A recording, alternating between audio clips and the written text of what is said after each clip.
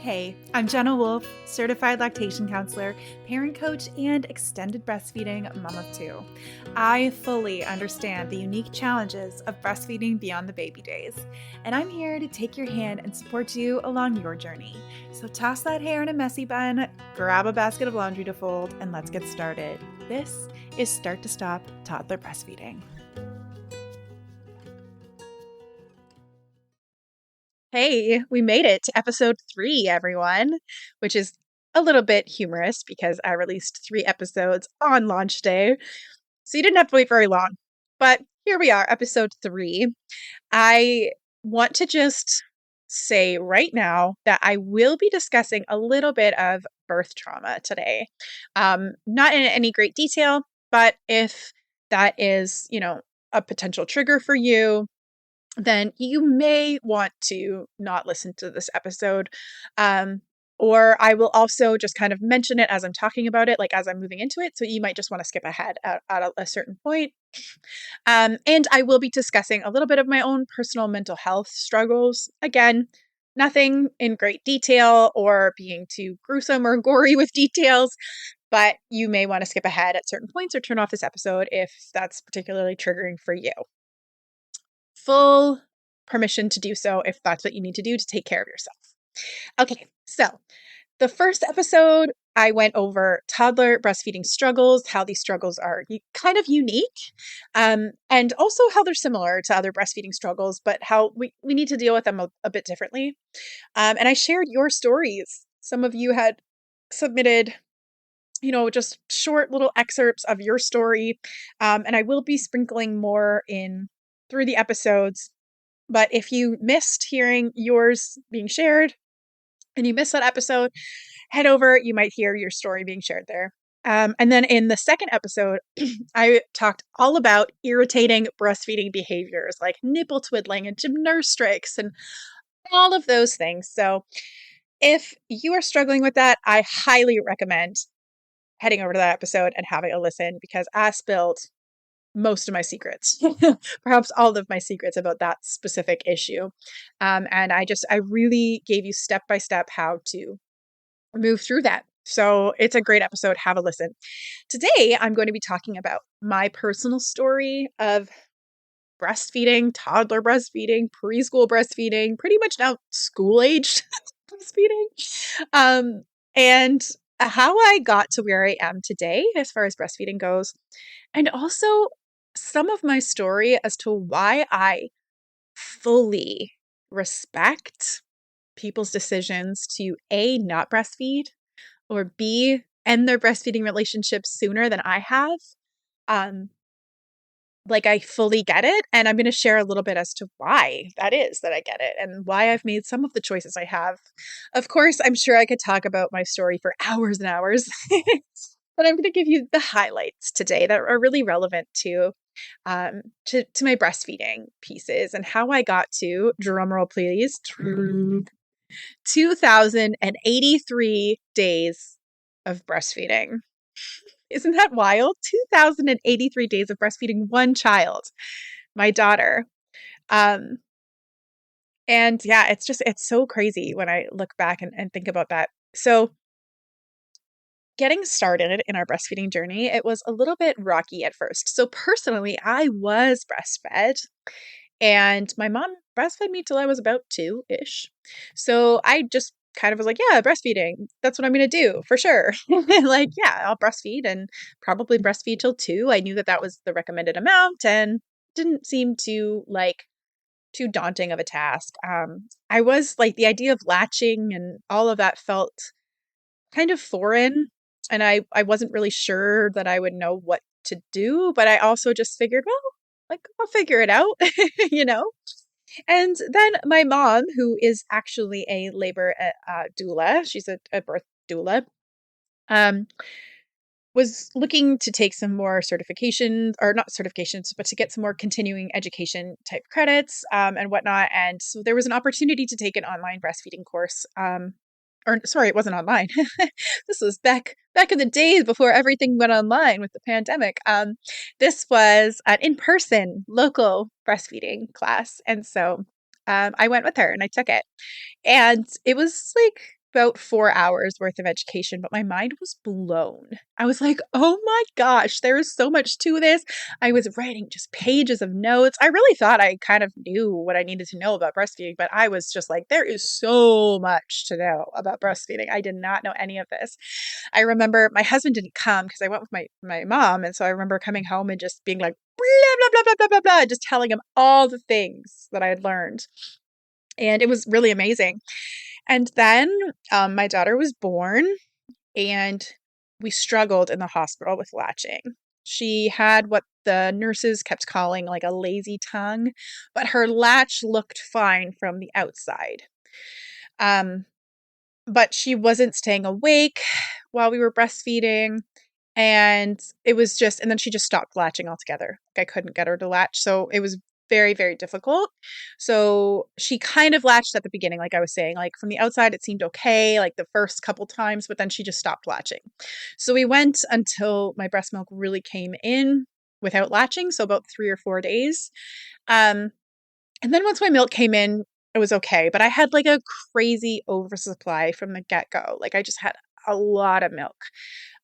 And so I was basically fire hosing her. But I mean, it's normal to experience engorgement and kind of like higher end of supply when your milk first comes in. But I was able to fill a breastfeeding pad. So this was not a pump. This was not even a collector. This was just a milk, like a pad in my breast with 2 ounces of milk in one breastfeeding session would just pour out of me. I had to wear a towel when I walked around because I was just leaking milk constantly. Um, and then, yes, I ended up with some low supply issues and all those things along the way. But this was my kind of initial. But the thing is that I had um, difficult experiences with my daughter's birth. So I won't go into detail here if birth trauma is kind of a trigger for you, but I'll just say that I did have some difficult experiences and I ended up with an infection that I didn't know I had at first. So by day 5 postpartum, I couldn't even, like, I struggled to just sit up. I was very, very sick. So I was able to latch her and lay down from the side to be able to breastfeed her. But we went into an appointment at the hospital and I had to go in a wheelchair because I couldn't walk. And it was just super, super hard. Um, so yeah, I remember just being really overwhelmed and just like crying. Like I couldn't even change her diaper. And I was like, I'm just going to need, like, I will never be a mom to my baby. It felt like taking care of her was just not something I was ever going to be able to do because it just seemed quite literally her whole life. Like I was just really struggling. I remember being so, so overwhelmed. Eventually we got the infection figured out. But still those first couple weeks were really hard, healing wise, all of that. So yeah, that was my early breastfeeding experience with my daughter. She did have a tongue tie and a lip tie, and we had it revised, and we had all of those things happen, and colic and reflux, and up all night long, and screaming and not latching, and all the things, all the things. Um, so I was grateful that I had taken that breastfeeding class before she was born because I actually understood what to do. So even though we had those struggles, like I knew how to navigate them. I knew how to hand express. I knew to ask for a medicine cup and a syringe at the hospital. I knew how to finger feed her. I knew what to do to navigate the supply issues. Like I knew how to navigate that just from that class that I had taken. So I was really grateful for that. And I had connected with a local lactation consultant who was able to come out and support me at that point. So super recommend getting prenatal support. I don't know if anyone will ever listen to this podcast who is pregnant and never breastfed, but I highly recommend, if you happen to be listening, go and get prenatal breastfeeding support and get yourself set up. Okay. So then we had things kind of figured out, right? By like maybe month 3 or 4. It was like, okay, this latch thing we got down. We're, in a groove. And yeah, there were still hard days that came. I remember like her going, I think it was right around 3 months. She went like 7 or 8 hours during the day without breastfeeding. And it was just like there was definitely those kinds of days that happened and nights that were hard and all of that. But by and large, we navigated it. We were like, okay, we got this, right? And then by the time she turned like a year, it was like, yeah, this is pretty fun, actually. Like, enjoyed it. It wasn't too bad. It was like, yeah, we got this. By that point, I was already supporting other moms locally. I had taken some other breastfeeding certification or like classes. I wasn't fully certified at that point, but I knew like a lot, and I had been through so much that kind of just by de facto, I became this breastfeeding coach where friends would call me over to their house and I'd help them out. I mean, that started as early as Nora being 3 months old. I was going to friends' houses and helping them with latching and all of that. And then friends of friends and all that started happening. And I just kind of was going around and helping people out. And then I did go to get certified, and I, did that route and studied lots and now I have hundreds of hours of lactation education credits. Because I just keep getting them. I love learning more about it. So I keep learning more about it. But I was doing that. And then we were like, yeah, this is going so well. Let's have another baby. And my very first symptom of pregnancy with my son was my nipples were super crazy sensitive, and my daughter's latch suddenly felt like razor blades. And that was the very first time that I was like, uh-oh. I thought this was going to be smooth sailing. I thought I'd be able to breastfeed through pregnancy, no problem. And so that happened, like nipple pain. And then we also had, like, I had full blown nursing aversion started. So like the skin crawling urge to push her off of me was really, really hard.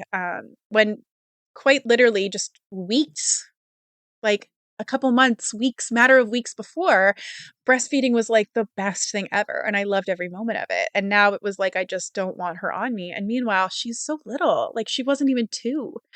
To like, it was very confusing and scary for me. And I'm sure it was confusing and scary for her too. I remember like literally punching my headboard in the middle of the night, feeling so frustrated and overwhelmed and just trying not to take it out on her and like just, gritting my teeth and just like, like slamming my fist into the headboard because it was so much, right? Like so much. And then when I was, maybe, I don't know, 3 or 4 months pregnant, um, I was seeing my care team for my pregnancy, and some things came up about my daughter's birth.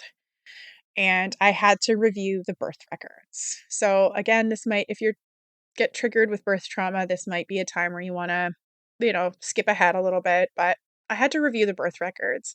And I already knew that I didn't feel safe during my daughter's delivery. I already knew that I made choices that I didn't want to make, and that I kind of allowed things to happen that I didn't want to happen. That's how I felt, at least, about it.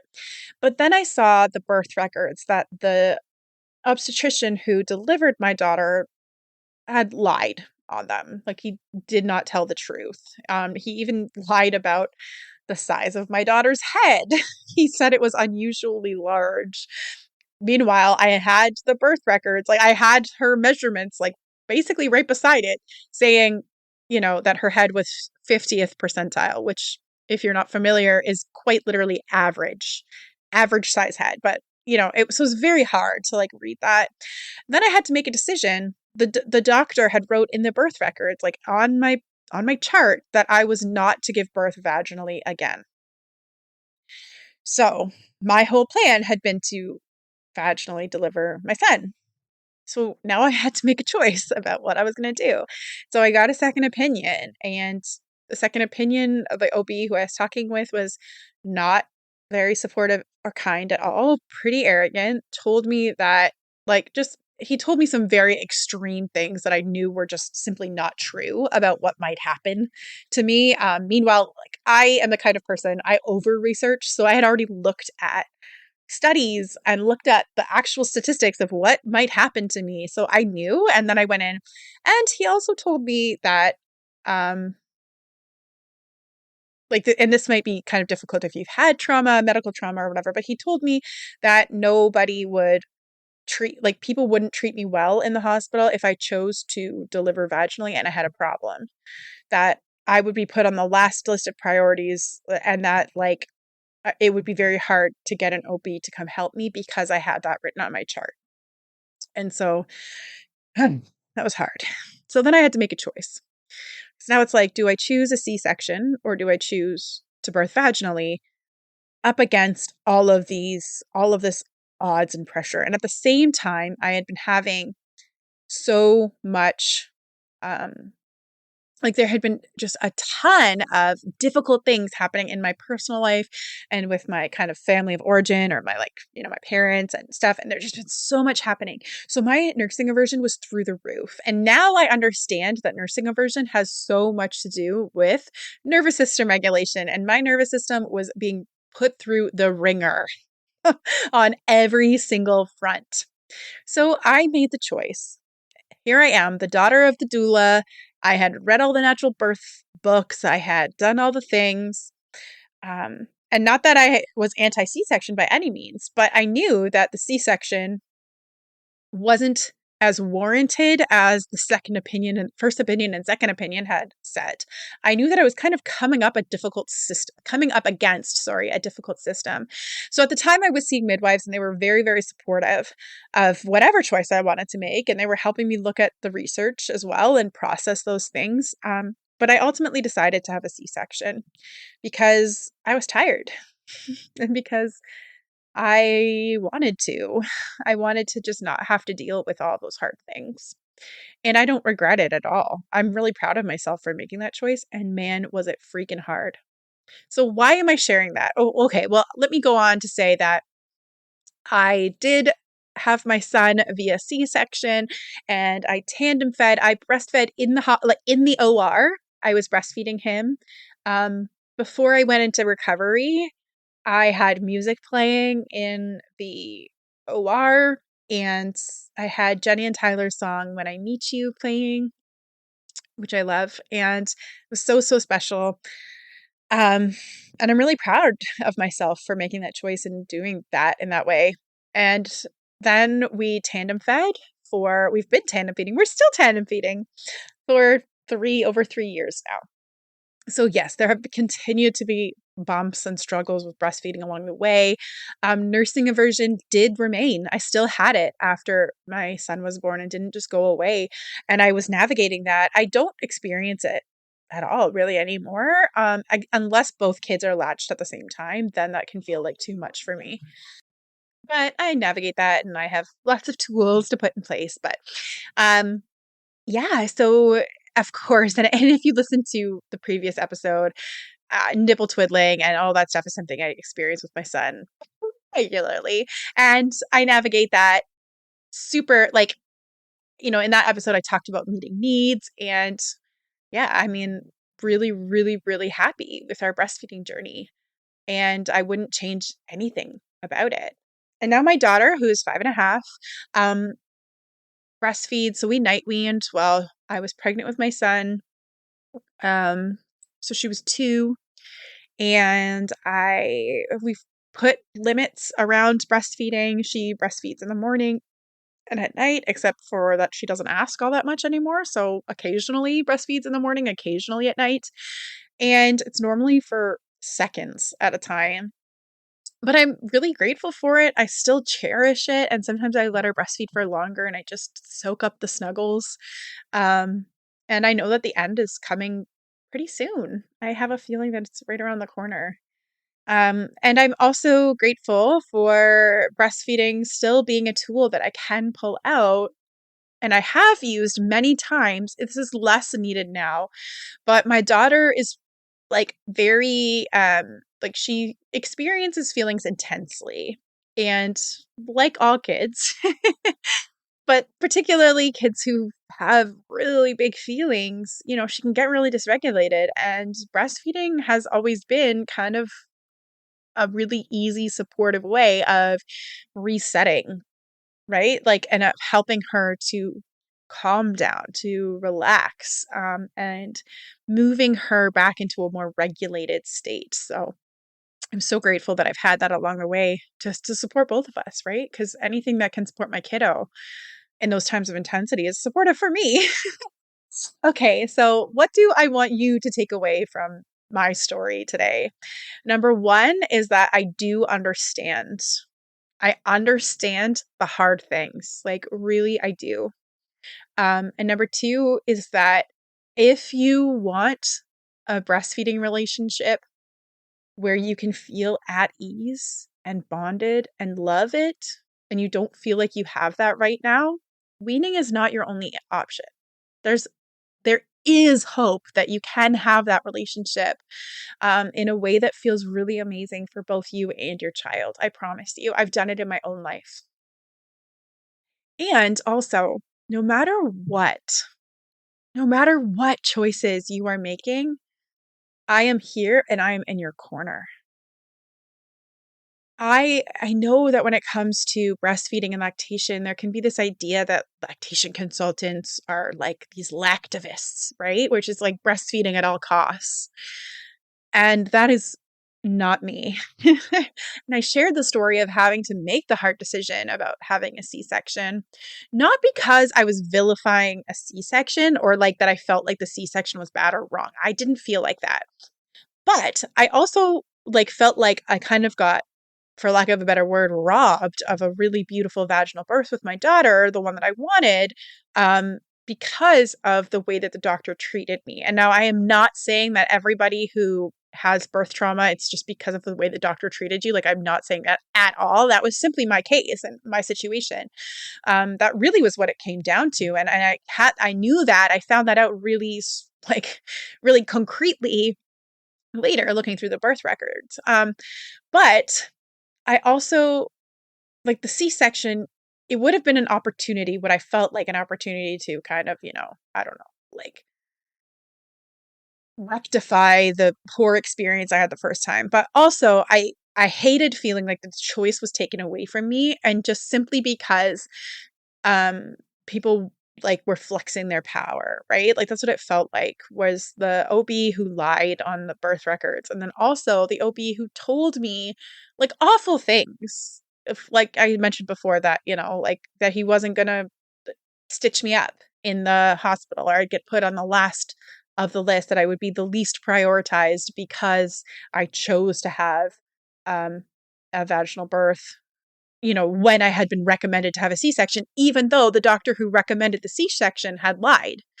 Nobody was listening to me. I didn't feel like that voice was being heard. And so on one hand, I felt this kind of weight of responsibility to be the change and to stand up against the system and, like, but then it was just too much. I chose the C-section, and I'm so grateful I did. And I'm really, really proud of myself for doing that. So if you are choosing what is best for you and for your family at any given moment, I am crazy proud of you. And if you are doing the best you can at any given moment, I am crazy proud of you. And the best that you can do might look like laziness to other people, but I'm still super proud of you. And I fully understand that. Um, so that's why I shared that story, because I want people to feel safe listening to this podcast, and to know that whatever choice they've made, whatever experiences they've had, whatever things they've stood up against, whatever things they haven't stood up against, maybe things have been easy for you, that you are welcome here, and that I am on your side, and that this podcast is here to be a safe place for you to show up as you. And that is my dream and my heart for this podcast, so that we can talk honestly about the struggles we're having. We can laugh together, we can cry together, we can, explore all of the things about showing up as ourselves, being authentic, connecting deeply with ourselves and our kids through this stage of motherhood. So, I'm wrapping it up here. That's just a small piece of my story and my 2,083 days of breastfeeding. And also just a little piece of my story to show you, to offer to you that I hear you, and I get the internal struggles around things. And I fully believe that making a choice that is right for you is the right choice. All right. And also I believe that choices are never black and white, ever, ever, ever.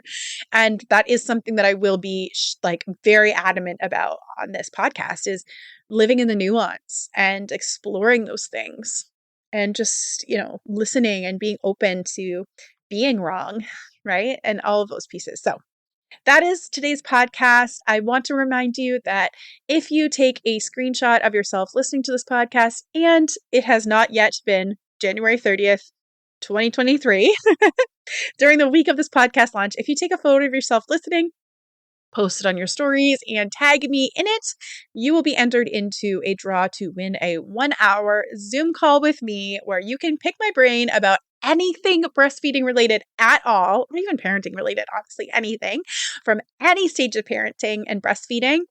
I will give you a full hour of my coaching for free. I am super excited to meet with whatever lucky winner it is.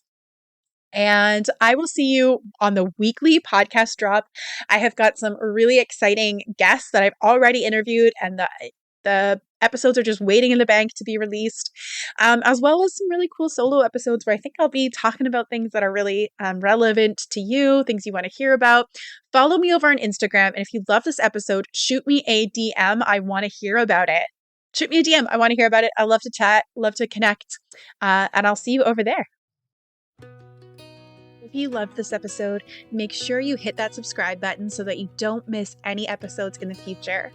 Also, check out my breastfeeding toddler communication guide and cheat sheet to learn how to say no to the feed while still saying yes to the need at www.ownyourparentingstory.com/guide. And that concludes another episode of Start to Stop Toddler Breastfeeding. The theme song is Little Balloon by Jenny and Tyler, and it has been a pleasure to share this time with you. I'll catch you in the next episode.